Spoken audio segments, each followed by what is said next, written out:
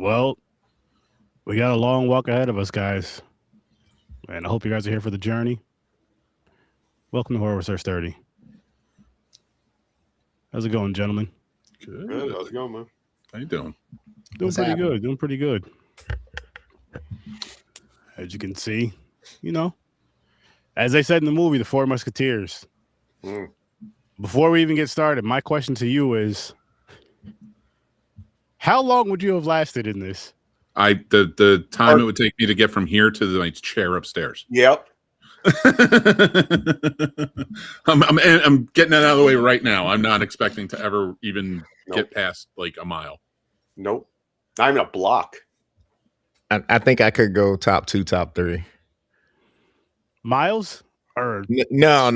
I think I could figure out enough will after the first like 20 miles to get to like 50, 60, and then figure out from there how to keep going, especially the way everybody was bouncing off each other. I'll fucking combust, man. My knees will fucking be so fucking hot. Just catch my kneecaps on fire. Damn. I'm gonna be honest, I have no idea. But I'll say a few. I think I could do a few miles. I don't know how many a few miles are, but I feel like I could maybe 5, 6. I'll say 10 to 15. And then that's it. Well, actually, let me ask you this. So in your hypothetical situation, I don't know. Are we a part of this world for a while? Like we weren't there from the beginning of the long walk or anything. Is it like we're going into this and it's been years and years later? Because I feel like in a world like that, we'd always be prepped to be in good shape. True. That's very true. That is very true. But if it's like straight up just beginning, all them kids, all the dudes were all fairly fit. There wasn't really anybody overweight or anything. Yeah. That's true. And like he said, they're pretty much prepping for it for however long they're prepping for it. Prepping for it as much as they can, at least. Yeah. So I guess with that saying, I don't know how long, but the shape I'm in now, I don't know. It's because it's one of those, you know what it is? Because it's one of those things where, like, say if I'm out and about and doing shit, or like how we'd be all over the place at the track, Chris, you don't really think about how much you're walking. Yeah. But if it's like you have to walk at this pace without slowing down, without stopping, or you get the ticket after 3 warnings. And the ticket is something you don't want. Shit, man. because you can't say they knew about this. So they knew about this the game, and they sign up anyways. Well, fucking crazy. yes, but not so much. You have to remember this is set down the line. This long walk, it's been a dystopian sort of dictatorship in America for a long time. So you got to figure these kids probably grew up with it, and this is treated like a source of entertainment. That's why they're in the end of it, everybody's cheering and like people are watching, is because like, what out in the world is it like that you're cool with watching this for entertainment? So you have to kind of remember that. So like they were nervous, but you have to remember they were also very excited to do it. So their heads have to be implanted, like like almost brainwashed to what the society is. Yeah. And I want to say this before we go any further. It is in the description twice. This is a spoiler show, so if you have not watched the movie and you want to step out now watching the live or after, once it's out there on the YouTube and all that other stuff, watch the movie and then come back, because it is worth the watch. It is well worth the watch, and it's what, to me, I mean, I don't like spoilers in general when I'm watching. Like, I'd rather see the movie, but this is one of those things where if you don't mind spoilers, this is one of those movies just to get the feels of everything. I feel you should definitely watch it before you read about it or hear about it. I'm not talking about reading the book. I'm just saying, like, reading comments and stuff about it or spoilers and all that. You should definitely watch this movie. Another thing I would say is, I know there's a lot of crazy shit going on in the world, but try to watch this movie with a clear head. Try to watch this movie when you're like not upset, not stressed, and all that other stuff, because this is It's the future. No, let's say it's not. Nobody wants that. No, not at all. Not at all. But with that said, though, before we get into this, before we to really start discussing it, let's dive into early ratings. And James, what do you got for me, sir? Really good movie. I'm going to give this a 9. Okay. Mick? I'm gonna say a 9 as well. Gamer? Yup. 9? Yup. I gave this movie a 10. Like, I knew I you were going. really like this movie. And we are going to be doing it again down the road on Popcorn and Pints with our Stephen King extravaganza we're doing. I forgot what Mick called it. I feel like we call it something different. King-tastic Voyage. King-tastic Voyage. It's like, yeah, like the song. Fantastic Voyage. Yeah, Fantastic Voyage. Yeah, That was a movie first. I've never seen the movie, but no, and I had it on like as a rewatch / listen today. I wasn't really watching it, but kind of listening to it. And there were certain parts in this movie to where when I heard it again, I'm like, oh shit. This is why this happened, or this is why, which we'll get into when we discuss it. For example, when Ray touched the gun, and then he explains why later on, like certain things like that were really, really stood out. Or I'm gonna bring this up at the end. Remember when Ray stopped, like the last time he stops, the first time I seen this, I didn't realize they said that was warning 3. Or this is your 3rd. Yeah. I don't remember but when I had it on again today, I was like, holy shit. That is deep. They're slowing down. They're I think the other one was in warning too, wasn't he? I think he was on his second though. I think he was on his second. Could have been. But that would have been his 3rd. So if he had stopped again, that would have been his 3rd. So yeah. That's why. I keep wanting to call him Cooper because that's his real name. That's Philip Seymour Hoffman's son, Ray Garrity, or Garrity as I call him. But like all right. So if you mind me, can I just throw out the book real quick? Yeah, go ahead. I read this book in high school and it fucked me up. And a big deal because, it was just that time where people were going in to join the military and stuff. And then after 9/11, it got really scary to know that book. And this movie haunted me too. But they're both brilliantly done. This was fantastic. But my point with like the ending and kind of how it plays out with in terms of, I'm trying to like not give everything away. So like it kind of jumbles me up a little bit because I know it's a spoiler show, but there's so much in this movie that happens that's like really nuanced that I think people need to like kind of feel when they watch it. So I'm trying to avoid those. So please, I know I'm jumbled, but like I think I'm going to try and get there slowly. I want to think about what I say. And I almost just gave something away I don't want to. So, to kind of help everybody out, we've been kind of vague the whole time. So let's start off with the premise at the beginning. Like Mick said, it's a dystopian America or whatnot. There's a piece of entertainment you can kind of associate to like the Hunger Games type situation where these group of young men have to go out and they have to walk. They have to maintain a certain pace. They can't touch the sidewalks or come off path, and they have to keep going. There is no end of the race. The last one standing is the last one standing. They are the winner, and they get a wish or something at the end, plus riches. Money, and they will never want for anything again, and they get one wish for sure. And that's similar to the book. The reason I got kind of caught up is because the ending of the book and the movie are different, still poignant. I think they both still are really work, especially for the time the book was written and versus the time the movie came out. Mm-hmm. And the additions to the movie, I think, really enhanced it too. But the ending of the movie, it's a different person. So for anybody who didn't read the book, I didn't want to give that away in the book. That's fair. You know what I'm saying? So like because like I know we can talk spoiler about the movie, but some people are really fickle about books. No, I get that. That's fair. But this just, I don't understand how they don't collapse with all that running. I mean, all that walking. There's sleeping walking. Some of them did. Some of them you gotta remember, quite a few did. Oh my God. Can we? All right. I think we should just take this step by step. Let's take it each step at a time. How's it good?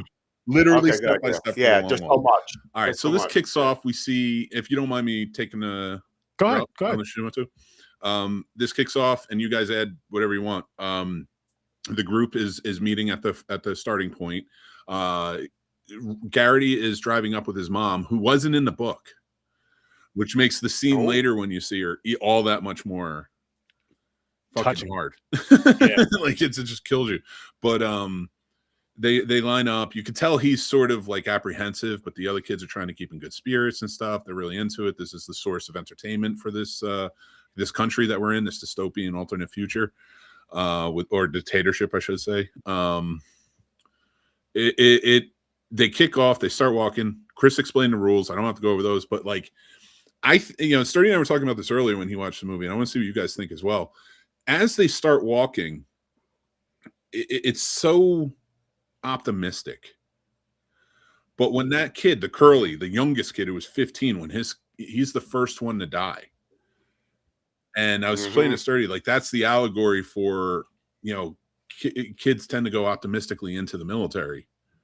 And then they see something like that and it sticks with you forever. And that's why those endings, both endings, very similar, have sort of the same message being pushed in a way, that war sticks with you forever. The horrors will always stick with you, what you saw, especially losing brothers like that.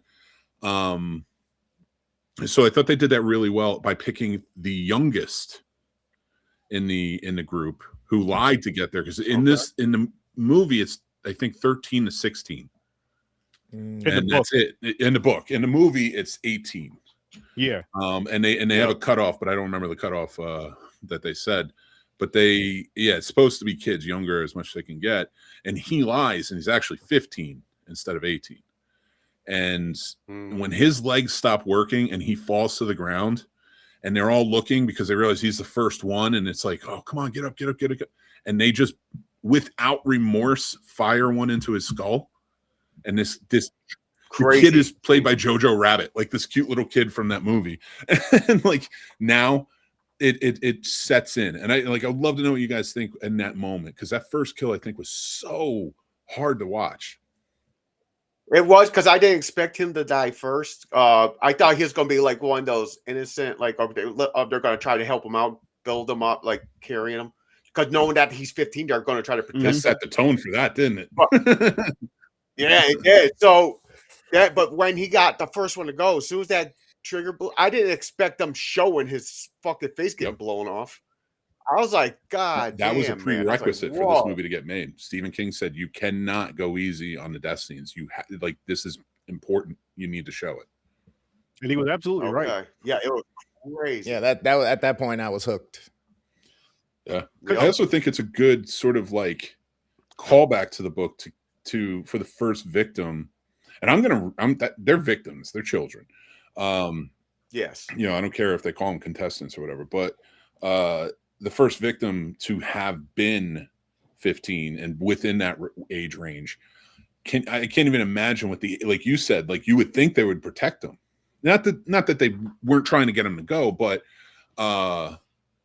they didn't know. I don't think they fully comprehended what was going to happen. What the ticket was. Yeah, until that happened. Same. Everyone changes afterwards, though, don't they go back home. Tell me all of them didn't change afterwards, and then it was about that walk. Oh, yeah. That's why shit got serious. They're like, oh my fucking God. That was like, we're in real shit right now. Yeah. Right. Because I remember not too long after that, when what's his name? The asshole kid, Gary?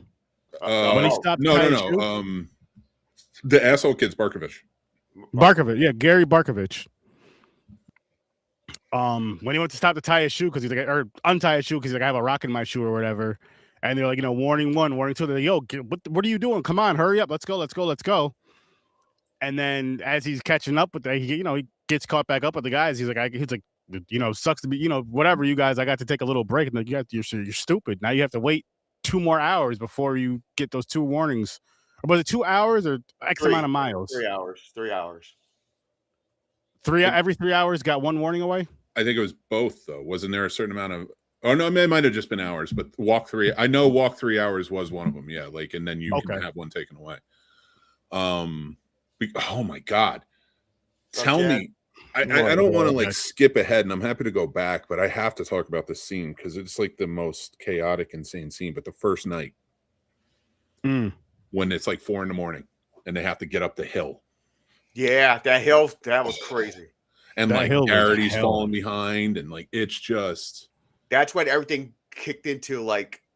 But like every 10 seconds, boom, boom, boom. You know, like Yeah. they cleared out like they 25 kids. Yeah, seriously, like 15 kids, I think, or some shit. Yeah, It's crazy. it's Crazy. nuts. Yeah, I believe they said like 15 or 16 kids for that one night. Mm.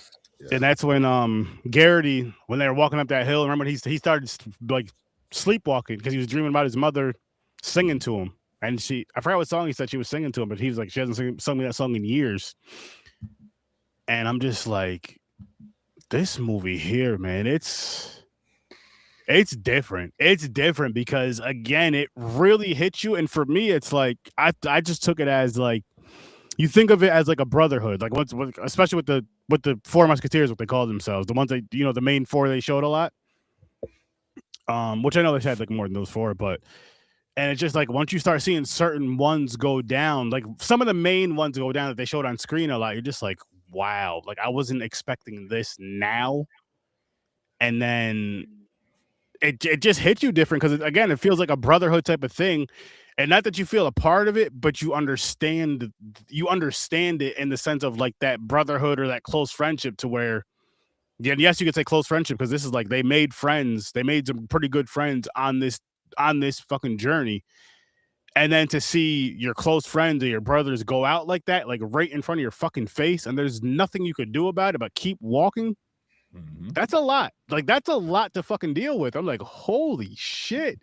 And you're just sitting here like watching, like just sitting here watching it. This is my last part of it. Just like sitting here watching. That's what I was telling James earlier. I was like, yo, this isn't the type of movie where you can watch like where you're in the lab or like on your phone or like you don't want to miss anything because you want to feel everything. Like this is the type of movie I like, and I gave it a 10. I like these type of movies because they give you the feels of sadness, anger, some happy moments, like when they're having fun and they're kind of building the friendship stuff.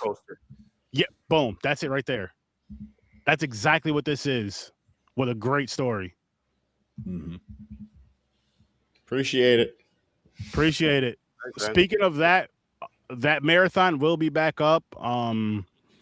YouTube took it down for whatever reason, but I remember Toolkit. What's up? Welcome back. I'll be doing some chopping up to like put it out episode for one movie at a time type of deal. So that'll be back, and we're in discussions for another franchise. That's all I'm saying, and I can't wait for it. Much shorter one. No, actually, there's one. No. There's 13 movies in that franchise, so it's one more movie. It's Halloween. I know. It's Halloween. I'm telling. No. Crazy. I'm too old. I can't do it, man. My body shuts down. Listen. You could do parts of it. This isn't an I can't group. This is an I can group. Like Thomas the Tank Engine. We all go. Not anymore. You want to do this shit year after year. I'm getting older and older. I can't do this no more. I don't want to hear any of that. Fucking. Well, we've learned from that, but let's get back to the long walk. And I know you had to say something, Mick. I just wanted to say that before I forgot. No. I'm sorry to interrupt you. I just wanted to add again, and I know I'm kind of pushing it so much, but I do think it's important, especially with as many veterans as we see who have so much to deal with. Like this, I feel like this gives you a good insight into that. And like, I feel like when we talk to veterans and such more, a movie like this is poignant to remember because for people who didn't serve, this is going to be something to kind of at least have an understanding of like these men and women are going through some shit. Yeah. Like this is dark and anybody who has to deal with that, like it's hard, especially in a far off place where you can only trust the people who are near you.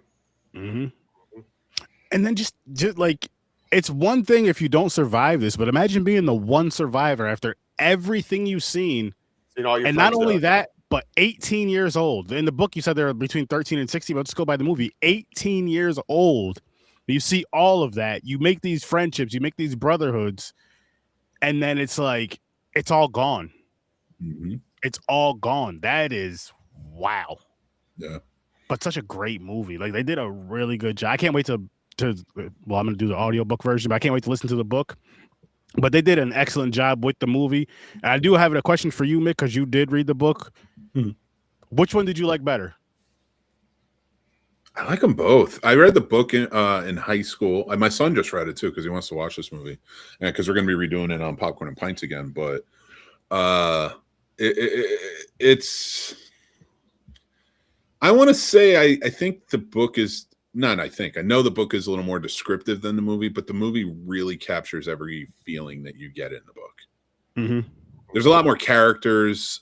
King can go on tangents at times, and he was young, so like you're gonna enjoy it, but at the same time, it's like I think the movie reformed it in such a wonderful way where it still drives home all the same points, and you get to visualize the horrors that you're actually reading, and it works. It's a working thing. So I don't know that I have a favorite, honestly. I'm right now. I'm leaning towards the movie. Okay. I mean, because I'm a movie guy. I love books. Don't get me wrong, but I'm a movie guy, and my version of Garrity and McVries and them is not as good of an actor as David Johansen and Cooper Hoffman. So I'll give them the credit on this one. Welcome in, Granddad. How's Granddad. it going? Hey, Granddad. Hey, speaking of the walk, so people, because we told now if you go under a certain speed of walking, you get warnings. They kill you. In the book, it's 3 miles per hour. I don't know why they changed it. It was 3 miles per hour in this too. Oh, then it's 4. It's 3 in one and 4 in the other. So it is 4 in the book because I remember thinking the book was actually a little bit harder because 4 miles per hour is a lot faster. Yeah. So they kill the people, but that's not all in it. They see these kids suffering. One was walking with a twisted ankle. Oh my God. That was crazy. That kid. Well, you got to remember some of the characters in this were combined. So, because there's 100 kids in the book, it's 2 from every state. So they combine personalities on some, and he's a combination of a few different personalities. But for the most part, that. But it's the most heartbreaking because, like, when he's walking and it's nighttime and his leg is broken and infected. God, like it gut wrenching. I'm telling you right now, he had that willpower. He'll go as long as he can, walking on that fucking foot. A pain shooting his body. Yeah, that one. Oh, and poor Stebbins. Yeah, that guy. His whole life is training to be like in shape and ready to go, and like was ready for the walk, and just sick. The first time he ever caught a cold too. Like that's he said like 10 years. Yep. Yeah, and but I feel like with him though, because he was so like what's the word I'm looking for? He was kind of by himself, like secluded, and did it on his own, like secluded himself from like the group and stuff, where a lot of people were leaning on each other for that extra support, that extra, whatever they needed, they were kind of there helping each other out as much as they could, whatever they could. He was just kind of that kind of like, I got this, I've been training for this, and then he finally just broke down. Like his body just physically broke down. Mm-hmm. And we find out he's the major's son. Yeah, he is in the book too. That's his sole motivation. But in the book, he doesn't have a relationship with the major.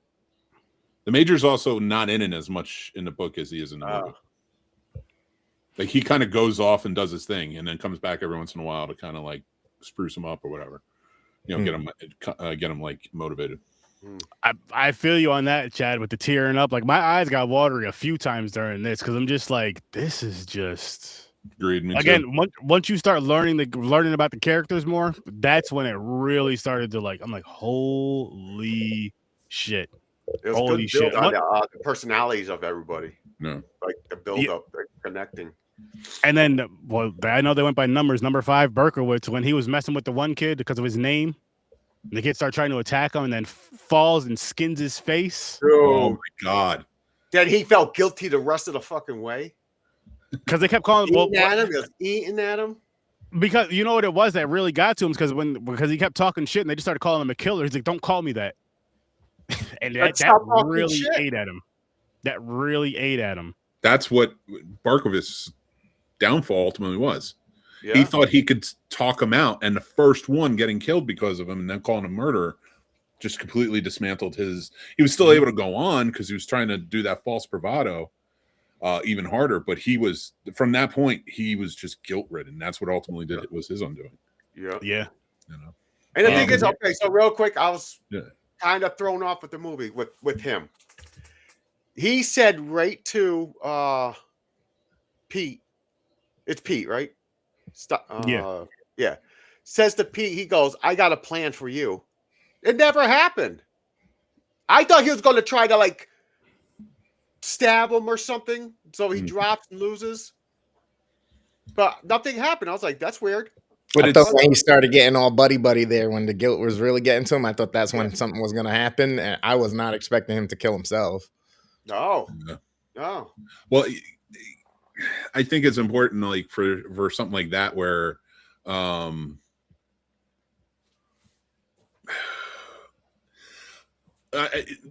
when it comes down to like that type of drama, like, yeah, we have people picking on each other, but this was not a movie based in that guy's a killer, we got to watch out for him. This is this really feels like different walks of life all over the country coming into the military together, and it's just butting heads in a lot of times. And when accidents like that happen, you're not only seeing the idea that, okay, this guy's method was cruel, got somebody killed, but when you oust him because of it, and you're all still in this thing and he has to be there, you have to watch that man die. He commits suicide because you guys were pissed off and going after him. And I think that's a good sort of like connection to the two deaths, is like, if they hadn't goaded him, you know, maybe like, all right, calm down, you know, or like been that mad at him, he probably could have kept going. And why not do that for somebody when you're all on a death march? You know, it's weird. It was good weird, but it's just one of those things that really played out well. I feel like though a part of it, which T just to answer your question, no, we didn't do this one tonight. That's more for like marathon type of things. But still join the Discord because we still have some fun in there with movies and stuff, and I'm gonna start using it a little bit more. Yeah, Hard Sturdy Discord. Join down below. Yeah, I think he's asking so he can join up. Oh yeah, Hopper. Yeah, it's in there. It's in the description. And with Berkowitz though, before he took himself out, remember how they were talking about doing something for, what was his name? Oh, Olsen's wife. Oh, doing something that's for right. Olsen's wife. Like if you win, well, you do is like you don't, even if you just give her some money or whatever. And he was the only one that wasn't asked by Pete, and he got upset about that. He felt hurt. Yeah. So then Garrity started talking to him. And it was like, yeah, you know, I'll talk to Pete, blah, blah, blah. And then he went and talked to him. Pete, you know, they pretty much included him then. And then after the, you know, few steps later, he's like, I know what I got to do. And he just like ran in front of them and took whatever he had out of his pocket and stabbed himself in the neck a few times and then just dropped to the ground. I think it was the back of a spoon, the handle of a spoon. Crazy. And they were trying to tell, they didn't run up and stop him. They're like, yo, what are you doing? Don't do it. But it's just, he broke. Yeah. He broke. I feel one. Yeah, that was crazy. The shits. Yeah. When he was shitting himself while walking. With the diarrhea. And then he ended up getting taken out because he had the shit. And so with the Berkowitz thing though, I feel like it was the guilt, and then I feel like it was like not being included, and then maybe finally being included and accepted. And he was like, I'm not going to make it anyway, and I don't want them to take me out. So that's what I got from it. I could be wrong, but that's kind of what I got from that whole kind of situation there. But shit, man. Shit. How wild is it that, how broke is this country in terms of like the, you know, the impoverished, which seems like it's pretty much everybody but the elites. How broke do you have to be to say, yeah, I'll go on a death walk? No problem. I'll make it. Yeah. It's like, what? You're 150. I know. It's and you know the crazy thing about it though is like how, because it's saying you're gonna get whatever you want, you're gonna get all the riches and stuff you want. So it's like if you can afford to do that, you can afford to just help everybody instead of giving this money to one person. I mean, I think he was on the right path when his original wish was he wanted 2 people. I mean, what happens if you wish for the long walk to never be done again? You can't. It's part of it. You can't wish for them. You can't you can't take things out. Like you can't change established things. It could have made it a tradition where every year the winner that the wish has to be now Or 5 change it people. every like 4 5 years, people, like the 6 Olympics. people. No. 6 people survive. 7 people survive. It just keeps going down the line. I just want to point out to Sturdy because it's such a poignant detail that that really represents today. Yes, Sturdy. They do have all that money. Why can't they distribute it more? Greed, like power. It's not really a question for you, Sturdy. No, I know. I'm just saying. Oh, because they I need mean, islands and stuff. That's right. Sorry. Yeah. or Mixed up. well, that's those people. They can have that. But or the winners distribute the money. Or the winner, I don't know how, I don't know if they could do this or not. What if it's like, my wish is to share these riches with everybody? Agree, Jed. Then what? But by the time, oh, you mean the country? Yeah. Well, I don't think I'm they saying- get I'm saying in the rich. I don't movie. think they get that rich. No, they will never want for anything. Yeah. But they will never want for anything. You That's get what you get one wish and you can ask. But like that's another thing we have to talk about with this movie. What does it look like? What happens to McVries after shooting the colonel? Just because he won, That's doesn't what I mean he said. Wait, survived. they just let him walk away? You know, like what is like if it's just wish, because he didn't wish to kill the colonel. Yeah, his wish was for the gun. Yeah. So like, are they going to hold that against? Like, because remember, this is an authoritarian system. I like to think it's like Vegas. What happens there stays there. I didn't get that because everything just disappeared and he was just walking to nothingness. I think they killed him already, and that's just his like the field of dreams type situation. I where thought he's he was a just goddamn walking. guardian angel the whole movie, honestly. He came out of nowhere at the back the first time to help save the kid, you know what I mean? And then he was just there again and then just there again. And I get his whole companionship and being lonely his whole life, trekking a hard life, but I got that feeling.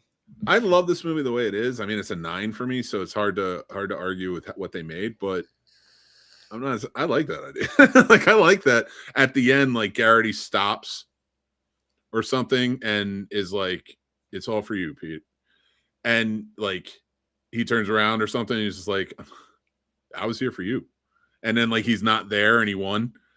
But that's not what this movie is. That would like, be wild. An interesting one. That would be an interesting one. It sure. would. If they did that, it'd be Yeah. crazy. That's like a Hunger Games type of scenario. I think that would happen. Yeah. But I like that a lot. That would be a cool addition. That is. And Chad, I agree with you. I do want to see more Cooper Hoffman and David Johnson. They in want to general. see more of them together. They became friends on this to the point where they're like, we think we're like once in a generation friends who would make great, like Ben Affleck and Matt Damon. Scrubs I'm guys, like, yeah. do it. That would be great. I would love it. And I'm gonna say yes. I'm hoping for horror, but just just really good movies in general. This is what's his name's second horror film, David Johansen. He was in Alien Romulus. Nice. He was the best part of Alien Romulus. Nice. I haven't seen it. Oh, you guys haven't seen it? Oh, I can't wait. I haven't. I did. That was that last year or the year before last? 2 years ago, I think. Okay. Maybe 2024, but I thought it was 2023. I'm not huge on the Alien series. I like them. My dad was. Forget about it. I'm not caught up on them. Well, it's been fun. Yeah.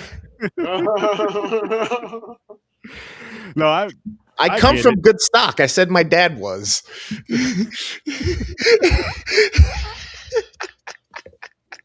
he did say that. He did. Are you Puerto Rican? Oh shit. How's he an alien? He loves sci-fi. Oh, I went the wrong way with that one. Yeah, you did. Wrong type of alien, Mick. Well, I mean, at least I know Puerto Ricans are actually American, unlike some people. Yeah. Oh shit. Shout out to Bad Bunny. That is good stuff. I love the alien movies. And we're covering them on the Scene Snobs for the next 3 months.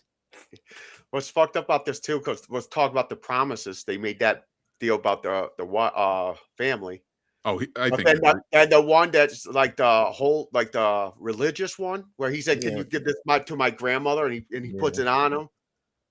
I was like, "Oh shit! Someone's gonna win. They're actually gonna do that. It's gonna be like a Forrest Gump thing, taking care of Bubba's family and all that, right?" But nah, they didn't even think about that. The dude was wearing the necklace. He didn't like take it off and go, "No, you take it and give it to his grandmother. You win," or something like that. But they just had it where he was like, "I'm done," and boom, and the necklace just lays there. No one got their wish. No one in this movie got their wish. But you got to think about that situation though, James. Like where it comes to that part where it's just Peter and Garrity at the end, where Garrity stops. Peter is so distraught and so broken that he finally has a family member. He finally has a brother and someone that actually cares about him and someone to care about him. And then he sees him get taken out right in front of him. So everything else is like, you know what I mean? Everything else is out the window. He actually did Garrity's wish by taking out the general, the major, whatever the fuck he was, which I'm happy that happened. And then he just walked away. He was like, I want that gun. He was like, no, I want his gun so I can give it to my children. And then took him out and just walked away. So that part of the necklace, he probably wasn't even thinking about it. But it's just because it's right there, like boom, right in your face. Right in your face. And when I can't think of his name right now off the top. Baker, when he goes out, the sad part about it is, remember, again, most of the time they look back and watch him. He was like, "Listen, guys, do me a favor. Do not watch. Please don't watch me. Yeah. Please don't watch me. Promise you won't watch me." When the Indian kid fucking went, he said, "Fuck it." Grabbed the army dude's gun, shot him, turns around, shooting at them. He didn't take out the driver. He didn't take out the gunman on top of the vehicle. I'm like, what? You could have took them out, took the vehicle and jetted. They would have had to chase you or something. As soon as he got the gun, they are already aiming at him. He killed the one, but that's why he got shot twice in the stomach or something. Yeah, but he had all that time to turn at them, shoot at them, wait for them to respond, and then get shot. You know what I mean? Yeah.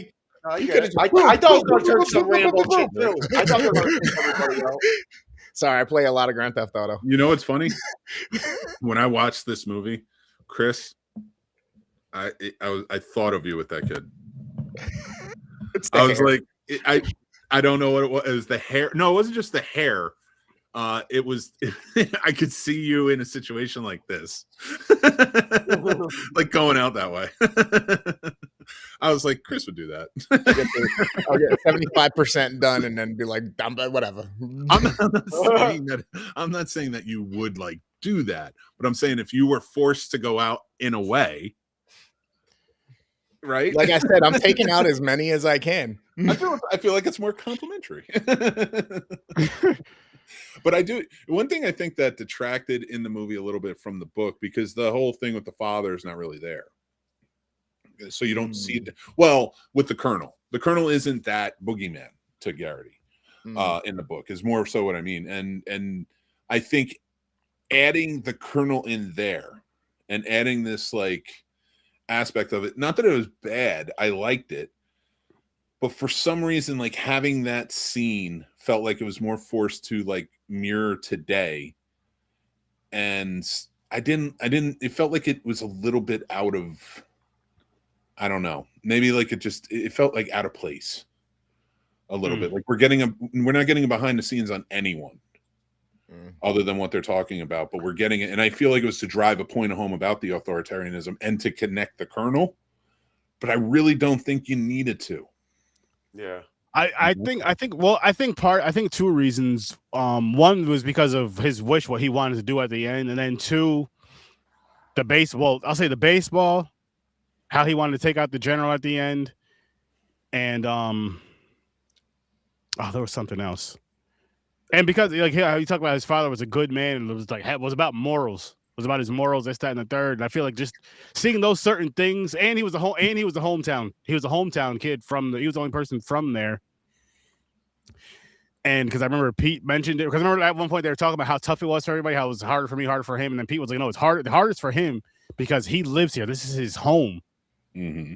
So I feel all that with his father kind of just drives it in, you know what I mean? Kind of really drills it in more than everyone else. And I feel that's why they kind of gave him more of that background thing and kind of showed his background more than anyone else. Yo, as soon as he and then seen him his just mother, seeing his mom didn't affect just him. It affected everybody. You know what I mean? For that short minute there.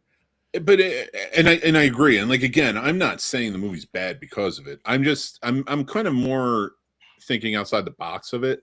Because the only thing about that for me is like, it felt unnatural. Like, okay, they killed your father. You want revenge more than you want to take care of your mother.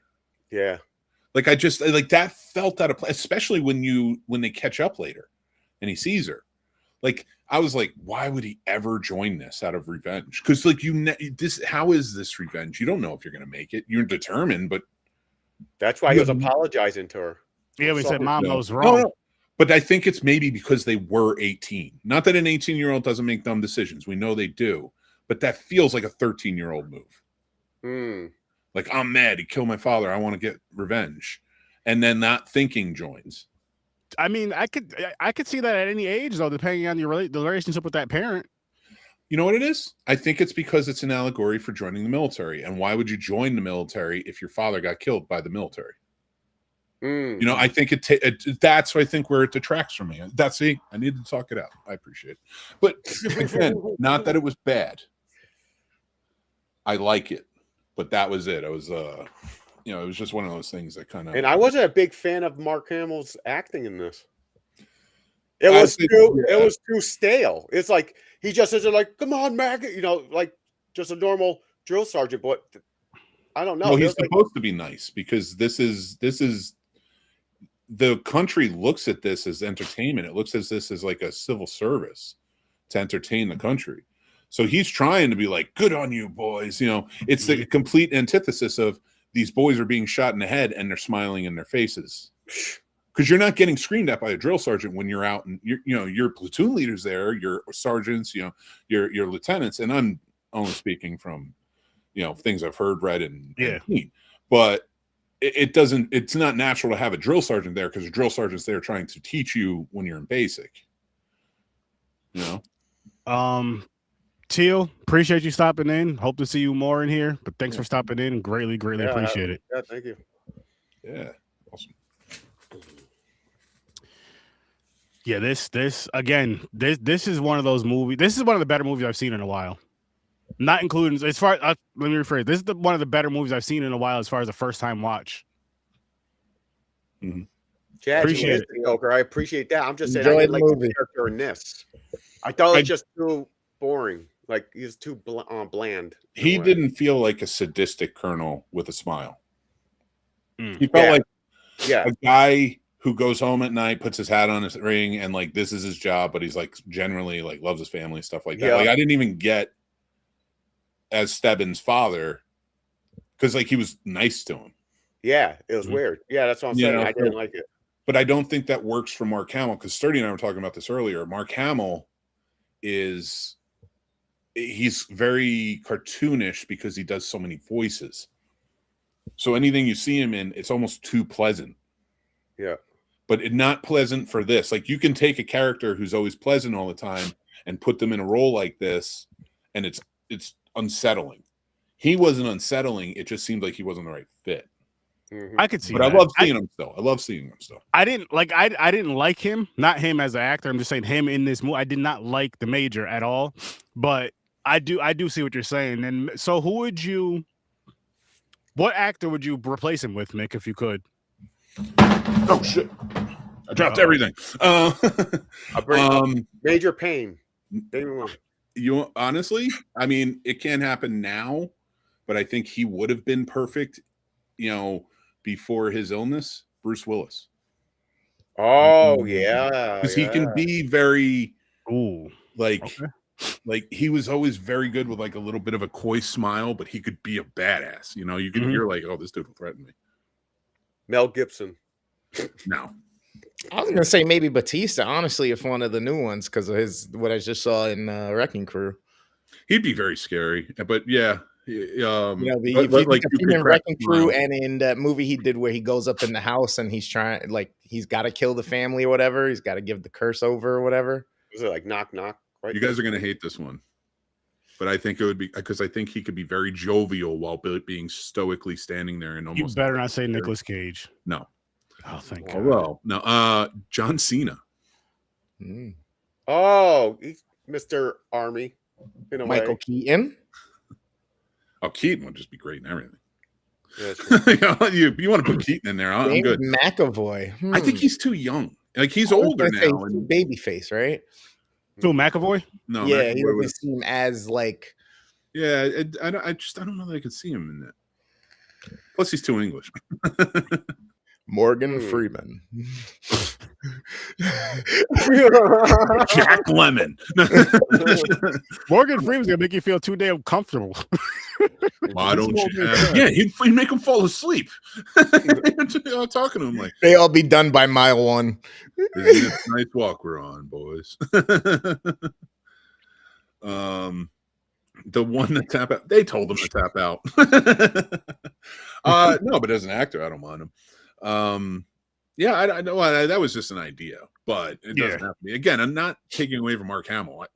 And if Mark Hamill's in it, I love it. Like he's great, and I didn't dislike him in this. But like, so many Stephen King adaptations came out last year, and he was in another one called The Life of Chuck, and I'm like, that's a Mark Hamill. Like this fits Mark Hamill. He can kind of be a grumpy grandfather, but he's also like a really loving grandfather. I don't know. That's how that's my Luke Skywalker at old age. What am I? Leave me alone. Grandizer got it. Oh man. That's true. Oh man. Okay. Okay, so where are we at now with this? Well, what are some scenes that like I'm trying to think back on? Well, first off, we got to talk about the mom scene. Yeah, Like we kind of glossed over it. Like that was gut wrenching.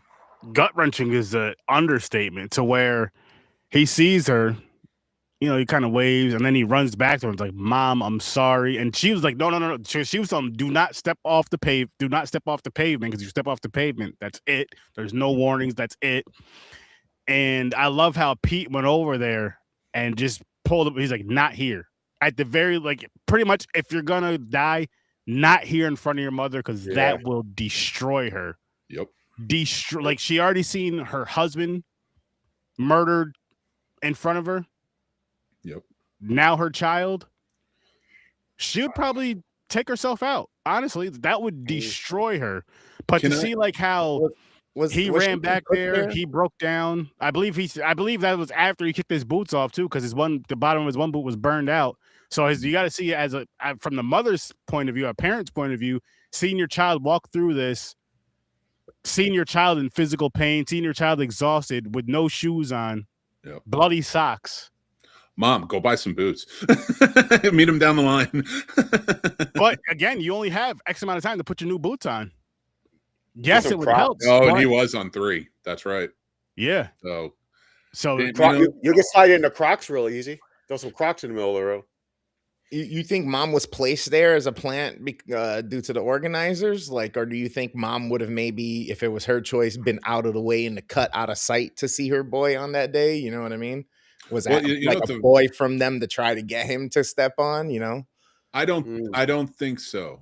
I don't think they play those games in this because it would have. I think it would have come more often. I really do think they have this handoff approach because they realize they'll just walk till they die or they'll fuck up. Yeah, they don't cheat. There's like we already got what we want. That we know what's going to happen. Because remember, they're always out in the open, and anyone can watch at any time because this is entertainment. So I feel like if they broke the rules, that would be a major problem with this. Like you don't want to disrupt. Like now, like how everything's being disrupted and we're getting pissed. Like you don't want to do that to the people already living in it, because it's been around for 50, 60, whatever years. I only say to add to that, I think the mom showed up to see him thinking it would be a source of, motivation. Yeah. Not realizing, like Sturdy said, with everything he's been through and where he's been, like, I think they're both coming from a place where like his was real after the first shot. Hers was real when they were about to shoot him. Right. She knew that because she's an adult and she can discern it better. But I think it was like more or less like that was, now it was real. It's her son. Like I saw my husband, now it's my son. There's a difference there, of course. So I think we can all agree. Oh, and fuck yeah. And yeah, I think that's, and McVee's grabbing him was just like, it was a beautiful poetic moment that would just like really touches you, and like that friendship to be able to be like, not here, like that really control the situation. We got to go. And just how far they come, because in the book, Garrity's got a girlfriend or something. It's either McVee's or Garrity, I can't remember. And like they're going to meet their girlfriend, and when he sees her, is like it shocks. So I think that this was supposed to be that add-on to it. Okay. You know, like this is what happened here. You know what scene I want to talk about really quick is when the kid got ran over by the tank. Yo. That was wild. Yo. That was nuts. Yep. Crushed his lower body, fucking. And they were still giving him warnings, like he could get up. Yeah, and they're like he's gonna get up and walk. Dude, but that's the thing. I think I think that's the cruelty that they allow to, like, to Chris, your point. They follow the rules to such a degree that we'll still shoot him if he doesn't get up, but we're also not going to sway off the road. We're all on the road at all times, you know, this vehicle. So he's there. You know, it's like, it's that cruelty that's being accepted just because, like, it's part of the rules, you know? And shit, Olsen. I love that point. Thank you. Olsen with his gum. Remember when his gum, he's like, listen, when my gum is gone, I'm going to be done. And he takes his gum out of his mouth. And then what did he say? He said, I did this wrong, or I did it wrong. I did it wrong. Oh my God. And they shot him in the stomach just to have him bleed out, just to have him suffer. I was like, wow. They don't, wow. Because Baker, remember when Baker ran back to try to help him, and they ran back and grabbed Baker, like, yo, Baker, let's go. There's nothing we can do. Come on, let's go. And I'm just like, these are some sick fucks. Well, after that, they did shoot him in the head. Yeah, but it's still playing with your food, and it's like, in a way, and I don't want to simplify it in that way, but it is, and it adds that these kids who are being praised by this colonel are being fucked with. You know, they don't care. Like, they do not care about them, but they're going to motivate them because the walk is what matters. This is what keeps people entertained and stop asking questions. You know, and that's such a fucking important point. What about the scene where the dude ran out of the water and he tells the military guy, number 47 or whatever, I forgot his number, to give him the thing, and he's looking at him, he's like, no, look at me. Because you're like, look at who you're killing. Because the soldier just turned away, like right away, like, I don't want to connect. Yep. And then you have to look at it that way. He was following orders. Like, there's so many nuances in this movie that fit perfectly to kind of tear down authoritarianism. And I think that's why it was so stamped out last year. Like, fans like us want to see horror, so we're automatically attracted to anything horror.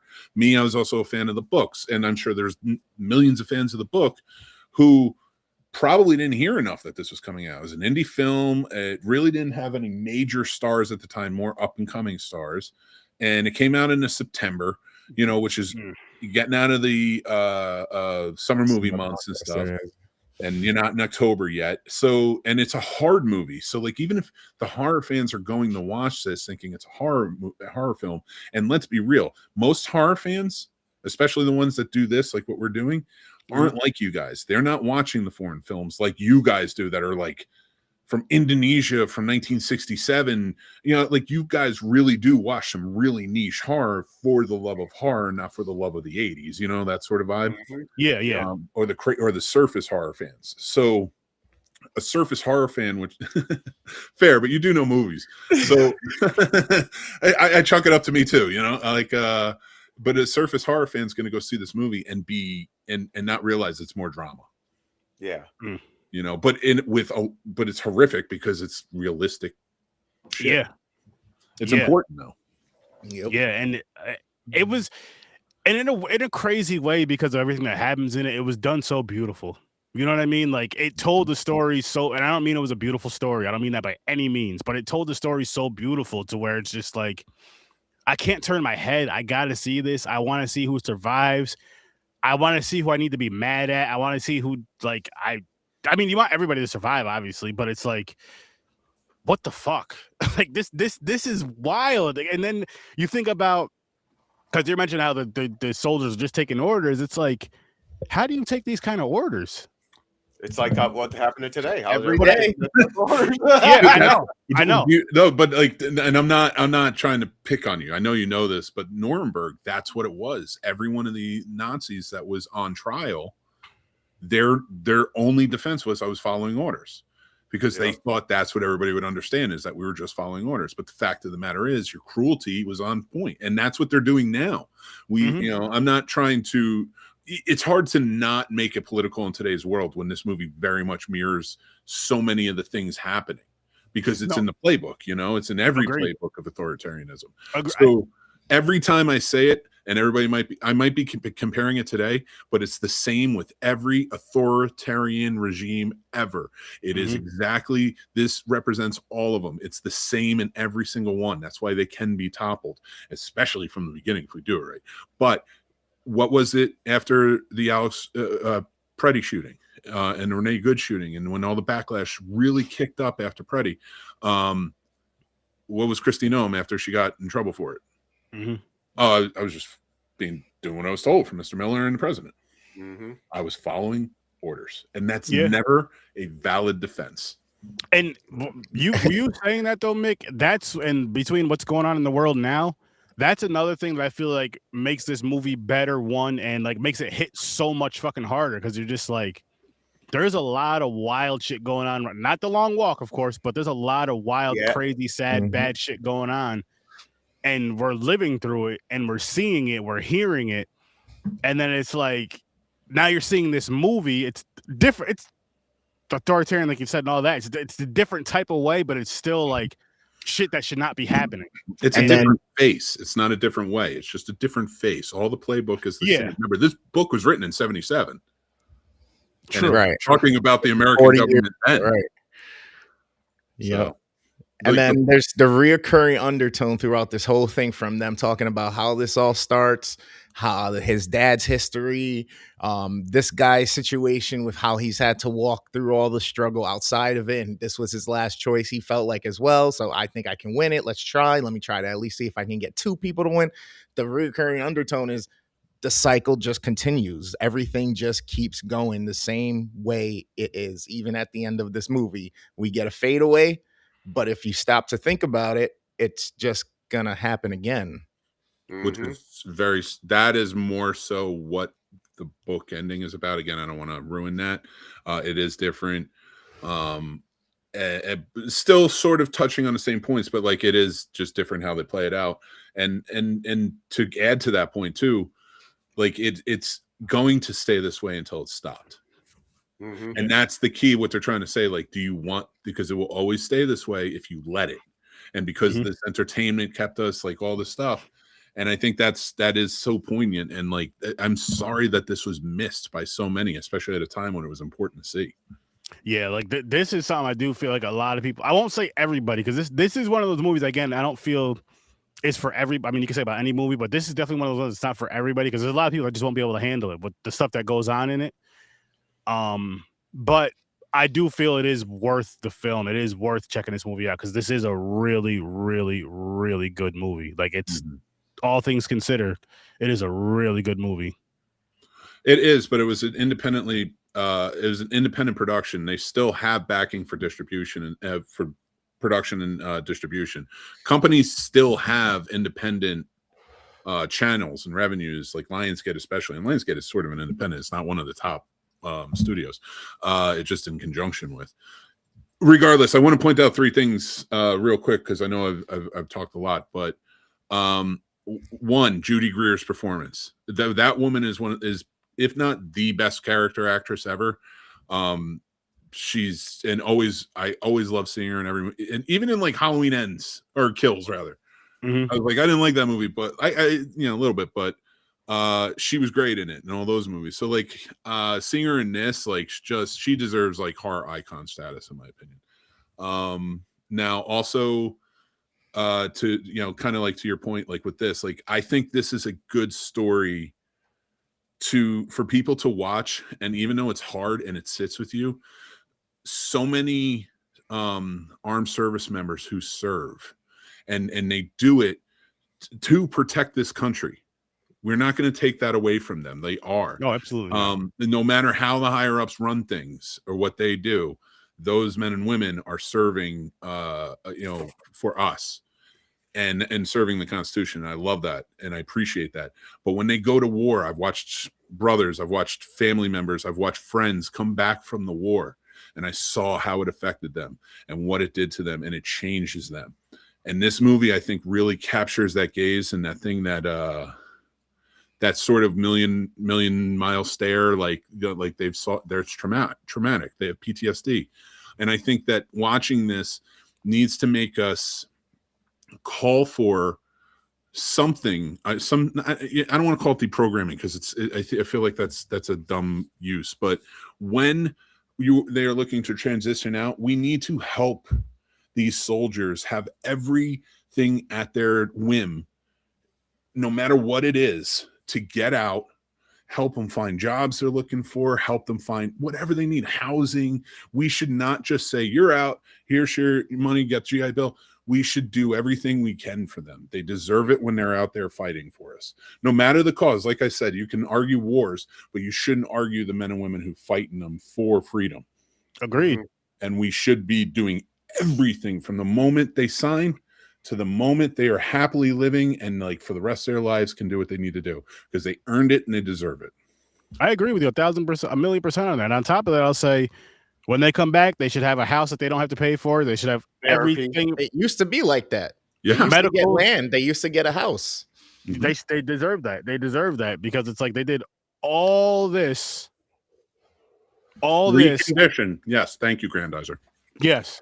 There you go. Which mental health or therapy, all that stuff, because I can only imagine. I can't imagine, but you know what I mean? I mean, like if you use this movie as an these example, people going through shit. The processes with the VA is fucking ridiculous. No matter what step you're going through, like you're making people who are dizzy already more dizzy. Like it's stupid just because you want to wait it out, and man, come on. Well, I think it's important to point out too, Chris, that for all the faults or however you feel about Joe Biden, the work he did to build the VA out, and especially my wife being a veteran, she goes to the VA for a lot of things when she needs them. It was running really well. It wasn't perfect. It had its issues and it needed to build off of that but it was running well, and they were helpful, and they were stocked. This regime, as I'll call it, has dismantled VA in a hard way, firing doctors, nurses, everybody who's trying to help.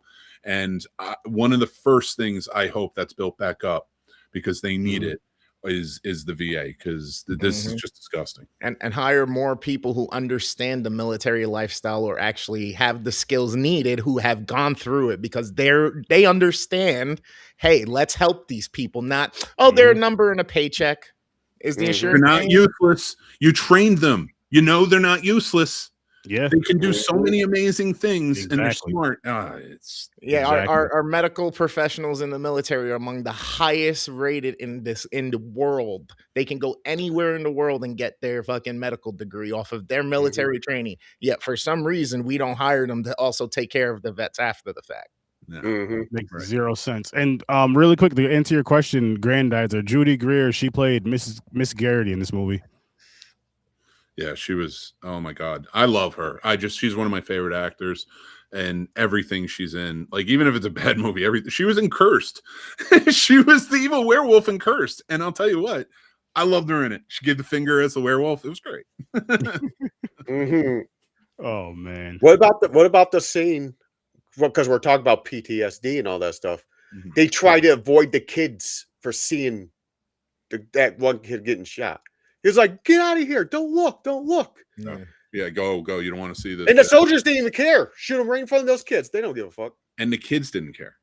That's another nuanced thing, is like, this has been going on for a long time, where like these guys who don't grow up along this route have never seen this walk before. They didn't know what to expect. So now with these kids who grew up on this route, and have probably seen this quite a bit over the years. Parents may be bringing them there to see it. It's it's just, they don't care. They're desensitized to it. They are the locals in a war setting. I was gonna say Sorry. desensitized, conditioned to where this, and then it's like this. It's like, I hate to put it like this, but it's like this is their, just because it's the weekend coming up, this is their Super Bowl. Like everybody has to see this. Like you don't want to miss this. Mhm. If you're on the trail of the long walk, like, being able to see it from your house, Or fireworks. watch it. It's just fuck. Oh, sorry. Go. I had just realized while you guys were saying that, and you said this was originally a book from the 70s or whatnot, and the feel of the military presence in this, I was like, it felt very Vietnam War, very not zero fucks given. You know what I mean? It is what it is. Napalm, women, children, kids. Like, and I was like, oh yeah, that's kind of where this comes from then. Mm-hmm. Yeah, and that's great. I'm glad you point that out, because if you think about it too, like if you think about a movie where it really comes down to like rebels versus a big empire, right? Most famous probably being Star Wars. George Lucas is on point as saying is like, when has America since the Revolutionary War been the underdog? You know, so like it's, you know, he's like, when I wrote that, they were the empire and the Viet Cong were the rebels. You know, because they saw what was going on, and the truth there, and it's crazy that, you know, I have that tattooed on my arm. You know, like the rebels like reached me, and that's in, like, we always come from this underdog standpoint, and like that's what I love about this movie too, is they're all sort of an underdog here, and they know it because there is no real win. They're gonna die. Like that's it. Yeah. Like they go. Like, what does that do if all four of us are going somewhere and we choose to go, and we know there's no coming back home except for one of us?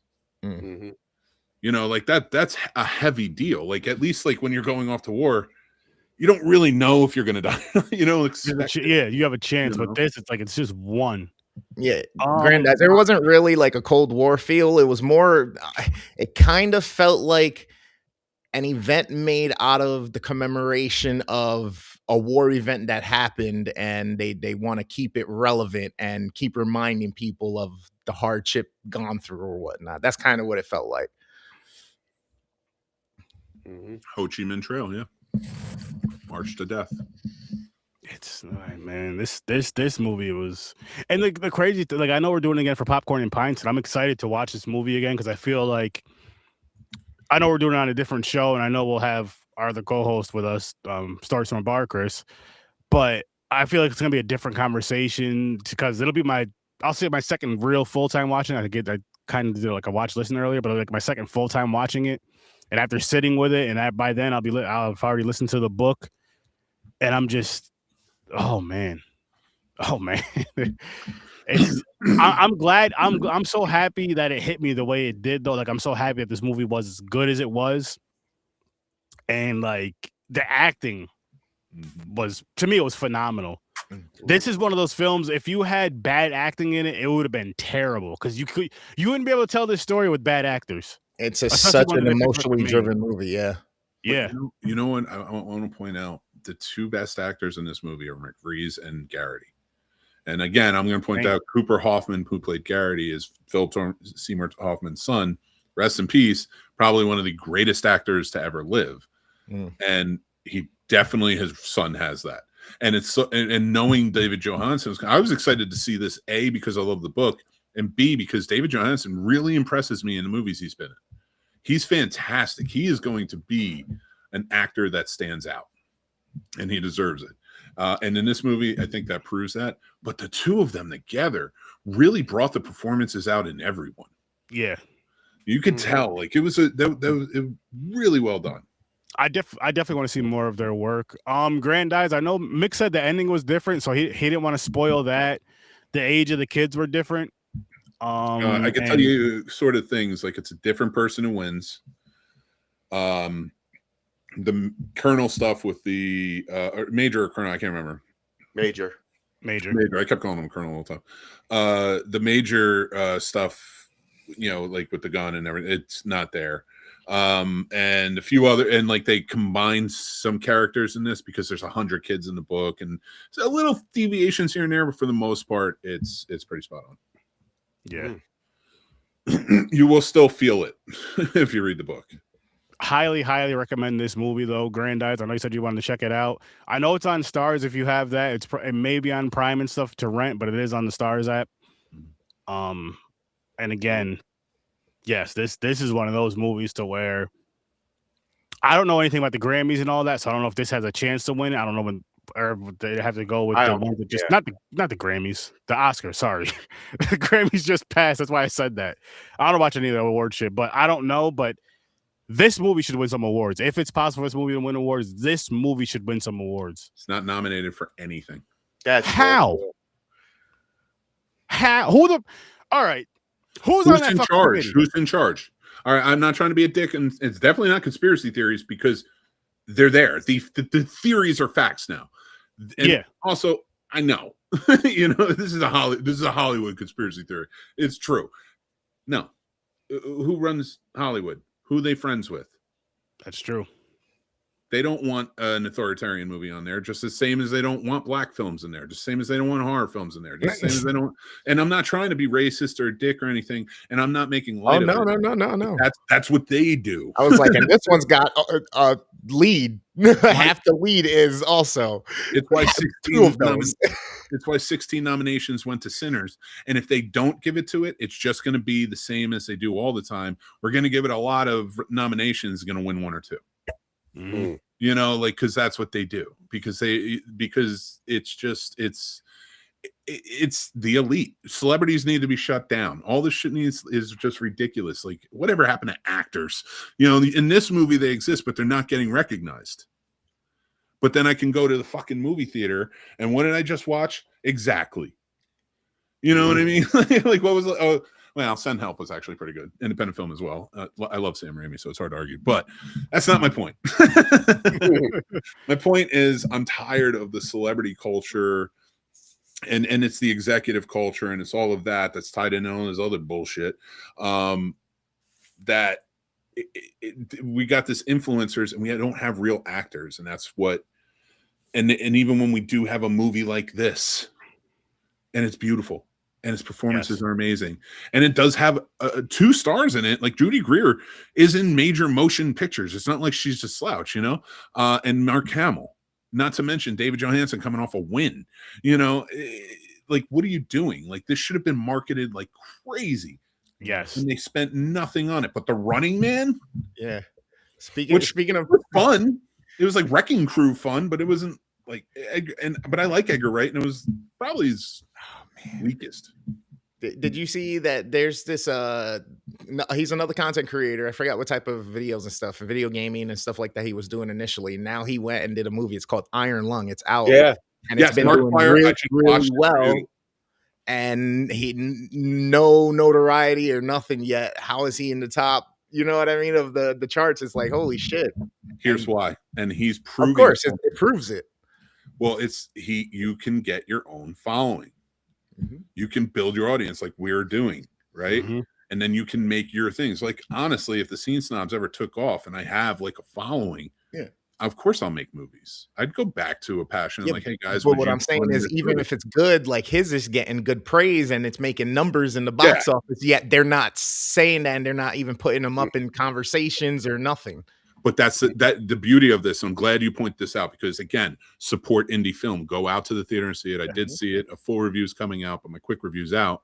And sorry, cheap plug. But it was it's one of those things where, like, there's this guy who's never acted before.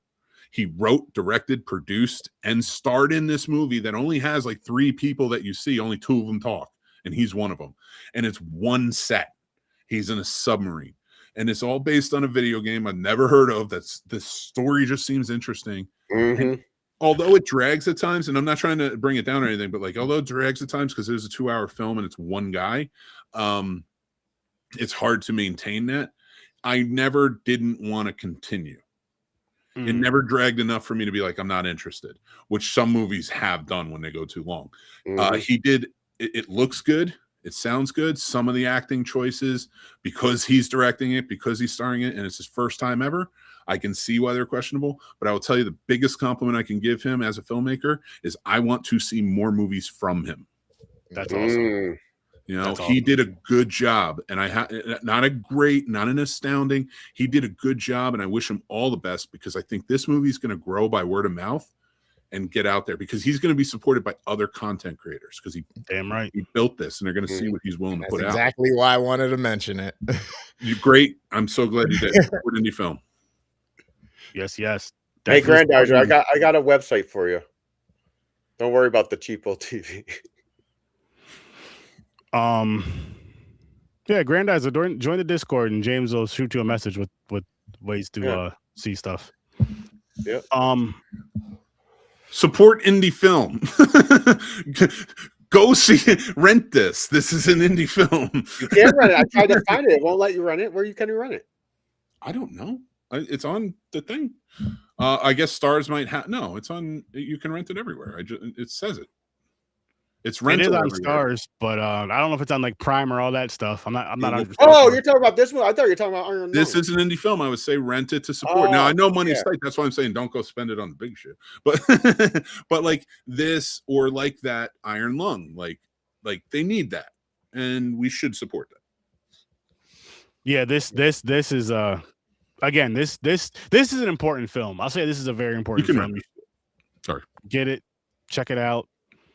I'm happy I watched this movie, and again, I can't wait to see these guys in more films. I can't wait to see these guys in more films because this was one of those. This was definitely one of those. Mm-hmm. But holy Almost shit, a perfect for me. Almost a perfect for me. yeah, this definitely got a 10. There's definitely got a 10 for me. And before I pull the wheel up, does anybody have anything else they want to say about the movie, or do you guys want to change your scores at all? I'm staying with the 9. I'll give it a 9.5. 9.5. I still think there's certain things that kind of won't make it a perfect movie for me, but I can't argue because I had 5 out of 5 films last year. That's unprecedented in the last like 26 years. Like that's insane. No, that's awesome. That's awesome. Oh, it's in theaters where you're at? Yeah, go see it. Wow, go check it out. It's going to come out in more theaters. It's getting big word of mouth. They had to put him back on the box office list. Like, you can't hide it. And the fact that they're trying to hide it shows where Hollywood's at. And I love it. Embrace the content creators like us who actually know what the hell we're talking about, what we want to do, and like work with it. Instead of seeing like, I don't know, some of these grifters out there that get to go to all the premieres. I'm not even saying I want to go to a premiere. I'd rather watch it from home, but they get to go to the premieres and they don't understand what the movie is. They're just bigging it up because they're basically cheerleaders. Yeah. Be a critic. Fuck. Yeah, we'll give you the truth. And the truth is this movie's phenomenal. It's amazing. I love this movie. I can't wait to see it again. And yeah, check out Iron Lung though. Check out Iron Lung when you get a chance to. One of the top movies I've seen this year so far. Again, well, it went up against Send Help. I never seen that Raimi film. It just came out last week. That was really good. There's been some good movies that come out this year so far. So catch up. I forgot. Actually, I forgot. Well, Send Help is a horror movie too, so it's like Raimi returning to sort of his roots. Nice. Raimi returning to his roots. Nice. Movie for next week. About to pull that up now. Pull this wheel up now, James. Yeah, Grandizer. Don't let him take the glasses off. It'll be like the CSI guy. It's going to be regular glasses. You gotta go watch it.